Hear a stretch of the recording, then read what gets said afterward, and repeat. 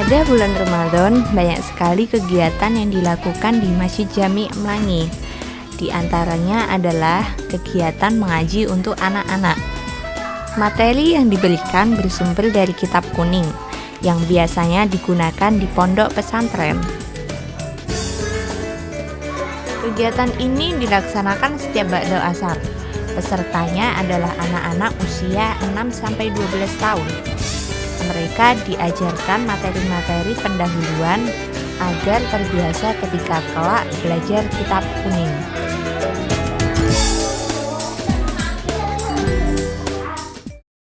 Pelajaran kita kali ini adalah pelajaran taklim atau pelajaran budi pakerti sama yaitu dengan yang biasa dikenal dengan kitab Al-Alam.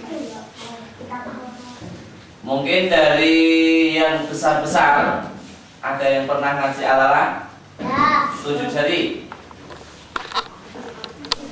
Yang belum pernah? Nah, makanya bagi yang belum pernah, ini pelajaran besok untuk kalian di pondok, pelajarannya pertama seperti ini. Dan bagi yang sudah, kita mengulangi lagi. Yang rame, yang bicara sendiri saya anggap tidak masuk. Kita baca dari pertama sampai yang terakhir tadi itu masih kurang 1 bait, tapi kita teruskan besok saja. Baca nanti ditirukan. Bismillahirrahmanirrahim. Bismillahirrahmanirrahim. Alala tanalul ilma illa bisitatin sa'umbika majmu'iha bibayani. Yuk 1, 2, 3.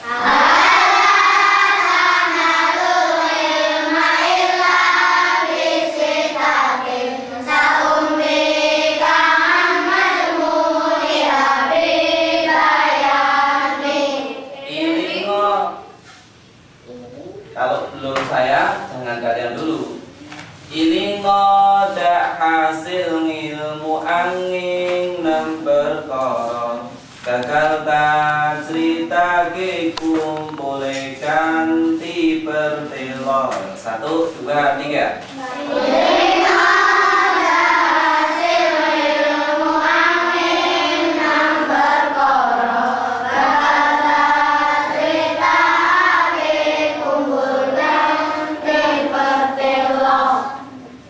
Lukain wa hirsin wa istibarin wa bulghatin wa irsyadu ustadin wa tulli zamani. 1, 2, 3.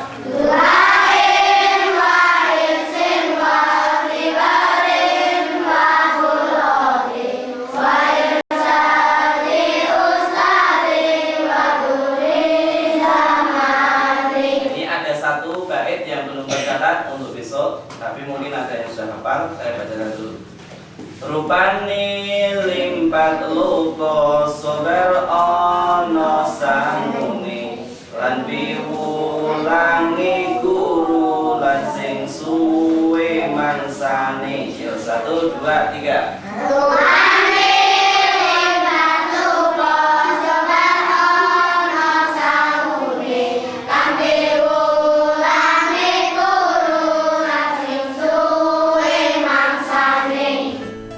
Di sejarah kitab kuning itu sendiri itu merupakan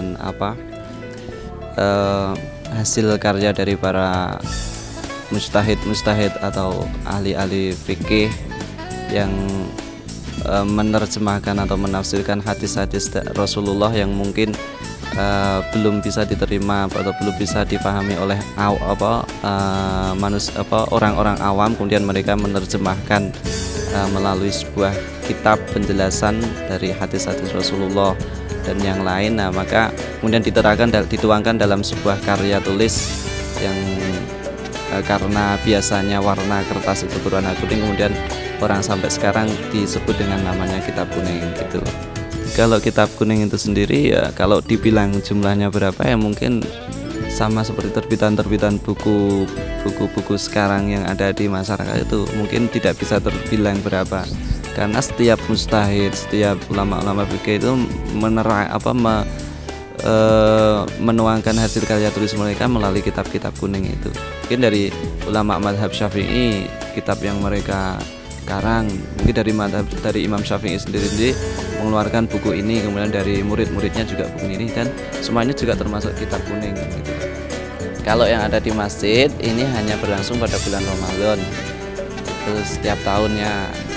Ini merupakan kegiatan untuk forum silaturahim bagi anak-anaknya, adik-adik santri, adik-adik yang belajar di sini.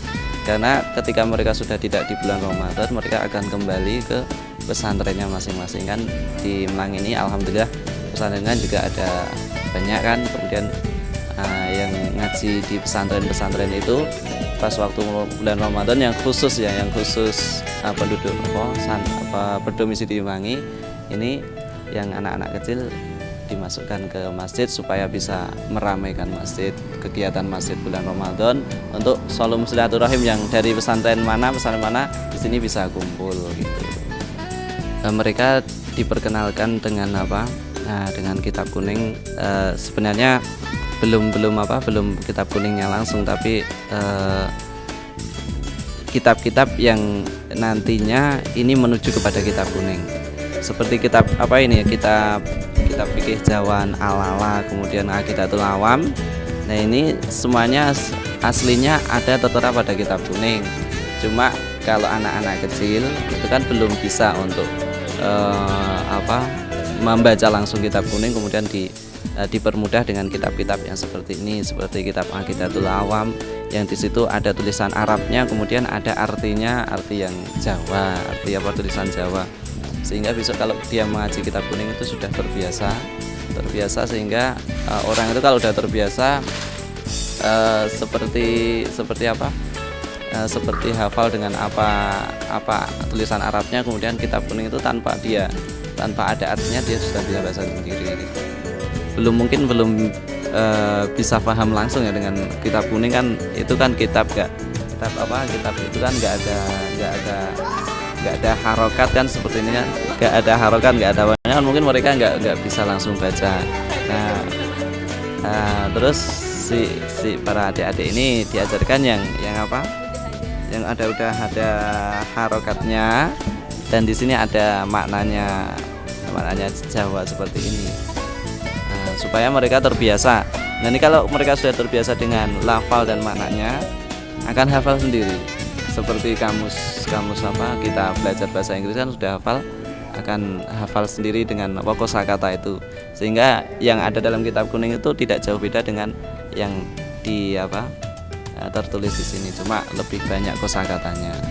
Jadi metode ulama dulu itu kan untuk supaya bisa mudah dipaham, mudah dipelajari oleh para murid-muridnya, itu mereka menggunakan metode syair atau yang dinamakan dengan tembang atau lagu. Karena kalau kita menghafal beberapa kosakata atau beberapa pelajaran tapi murni teks itu kan agak sulit. Tapi kalau memakai lagu